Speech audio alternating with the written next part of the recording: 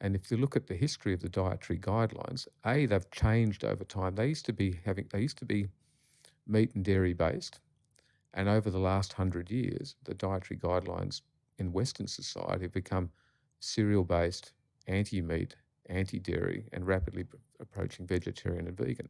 From the dietetics, that nutrition aspect, the dietary guidelines were started effectively by the Dietitians Association of America, or the American Dietetics Association in 1917.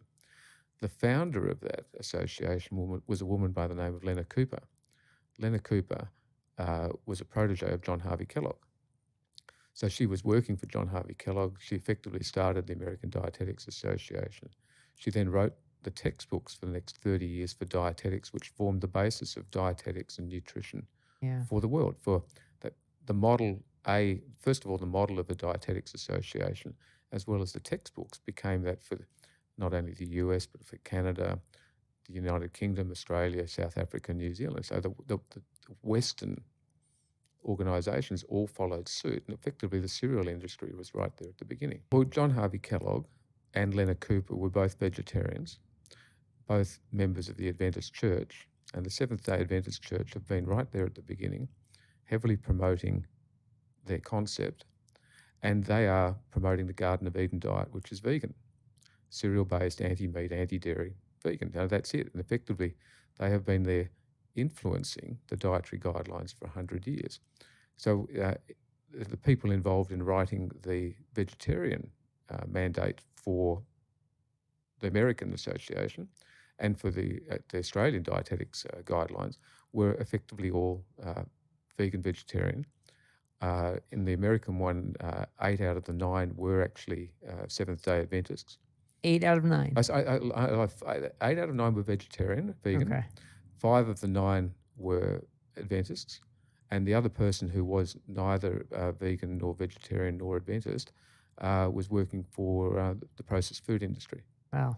So here we've got major influence at the highest levels, which has actually come from religious ideology. That's what's so interesting, is that the narrative has changed, right? Because they can't say it's because of religion and because it's for salvation. So because a lot of people aren't going to be open to that message. So the message has sort of changed. Now it's it was health, then it was environment, and then it's ethics.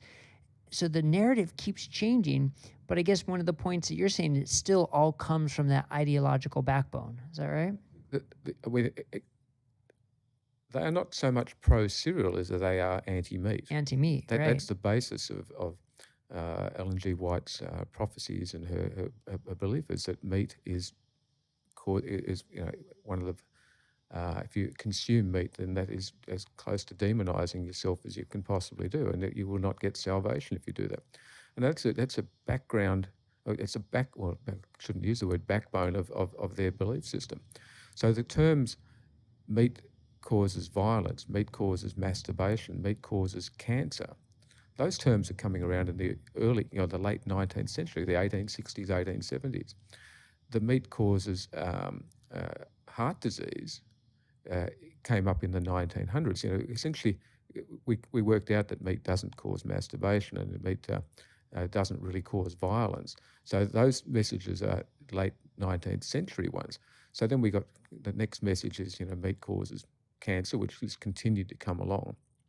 And if you look at the data, that's very poor association data for a couple of rare, a couple of cancers with low relative risk ratios, right, but nonetheless get over-marketed.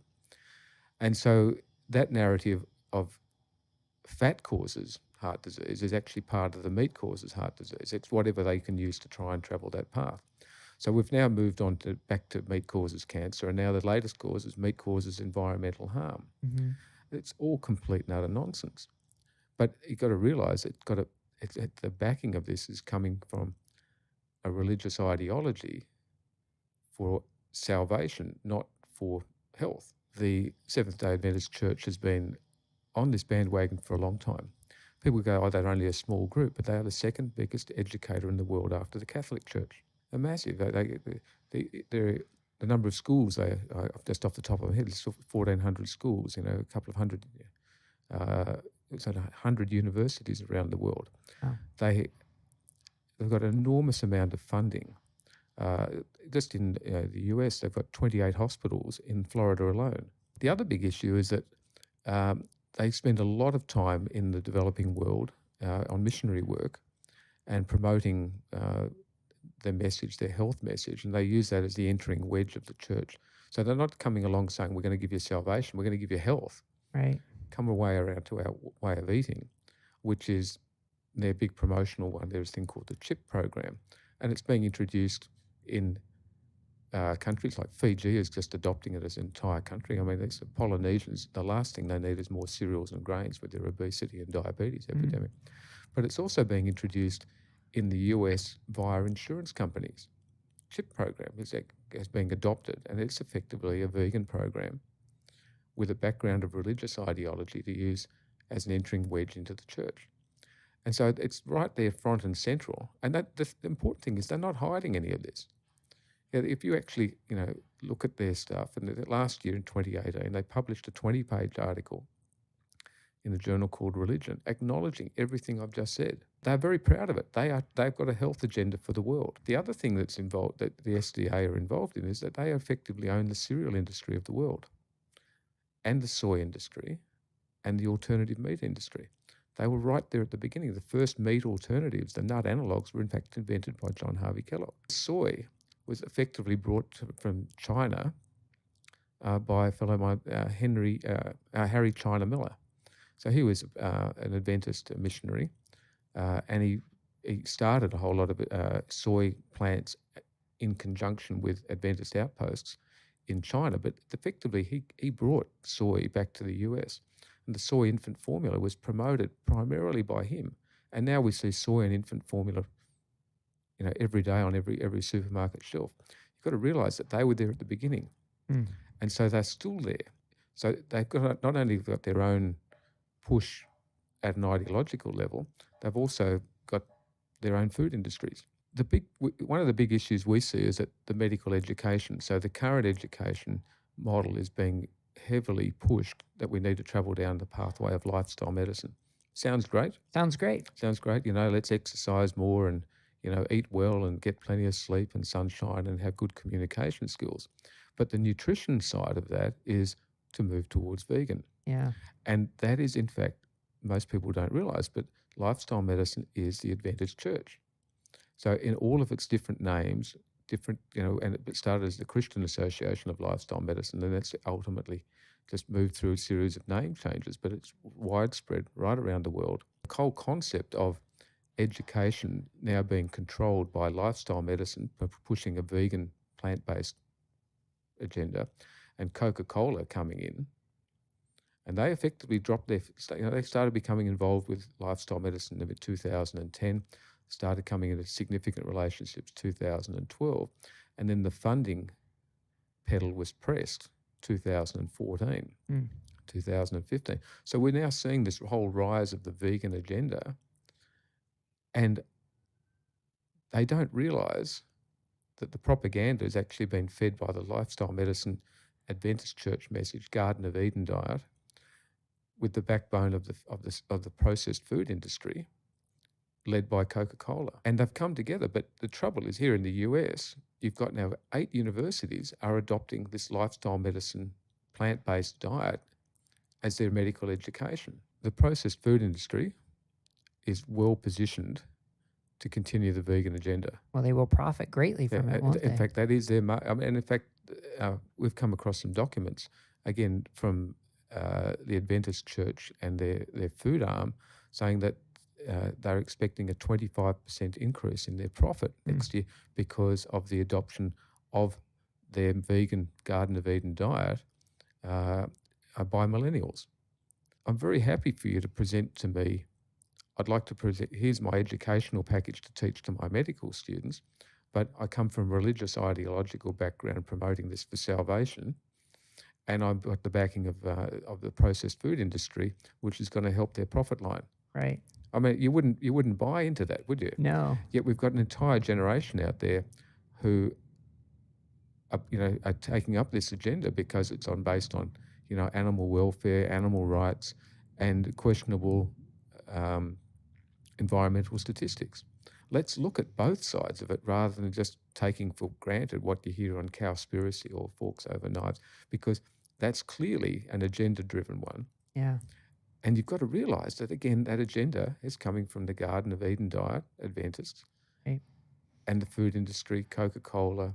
And then last year, as I said, the Seventh-day Adventist Church came out very proudly saying, yeah, we're behind this, because they have an agenda. They believe in it. Yeah. And it sort of leads me to think about the Eat Lancet campaign, right? Because it seems like that was the attempt to now say this is science-based and evidence-based. And that's what Eat Lancet was supposed to be, an evidence-based report to tell us all why we should adopt a vegan lifestyle. But when you dissect it, you can see the evidence isn't there. Their recommendations are not based on high-level quality of evidence. So if anything, I would hope that would hurt their mission more once people realize that it was basically a well-funded media campaign that wasn't based in science, but yet I don't think that message is getting out there. But the message that's being propagated more is, look at this evidence-based approach now to being vegan. And that seems pretty problematic when you start to distort what the evidence says. Oh, look, scientific evidence is thrown out the window, I think, nowadays. Yeah. It's completely and utterly biased. Eat Lancet had significant funding behind it from the food industry and the pharmaceutical industry. Massive funding. Yeah, why would pharmaceutical industry be involved there? That makes no sense, except they're going to profit from it, but they should have no seat at the table there. None whatsoever. And it's disappointing to see that Lancet actually published it in the first place, because it didn't require a lot of review of the articles to realise they were they were just poor articles. Yeah. They're very biased. I think it's almost worth taking another step backwards. The Adventist health studies, which are quoted over and over of the benefits of vegan vegetarian, were flawed. And so when you actually look into them, and they quote it over and over and over, but they're actually the Adventist studies studies done by people affiliated with the Adventist Church that re-quote their own articles. So those 3 Adventist studies, last time I looked at them, had been re-quoted each time by themselves over 400 times. That meant there were over 1,200 recitations by themselves. By themselves. Yeah, so, let's say I write an article and then I'll cite myself on that article. Right. And then I cite myself on that article twice. All of a sudden, they've compounded. But if you keep telling everyone that your Adventist health studies are fabulous, but the first 2 Adventist health studies, the definition of vegetarian was that as long as you didn't have meat more than once a week. Yeah. And the definition of vegan was that as long as you didn't have meat more than once a month. So when people say they were perfectly healthy on a vegan diet or a vegetarian diet, you don't realize that still involves some meat by those definitions. And when you actually dissect those studies and have a good look at them, there are other studies showing that other populations, not just Adventists, actually outlive them. Yeah. So, and they, right through to quoting the blue zones in Okinawa. I've actually gotten back to those Okinawan articles, and they're actually eating pork. They're eating pork. And Yeah, Sardinia has the Sardinia pig, and they're goat farmers, and I mean, there's a lot there that didn't come up in the blue zones. There's a lot of meat that's actually out there.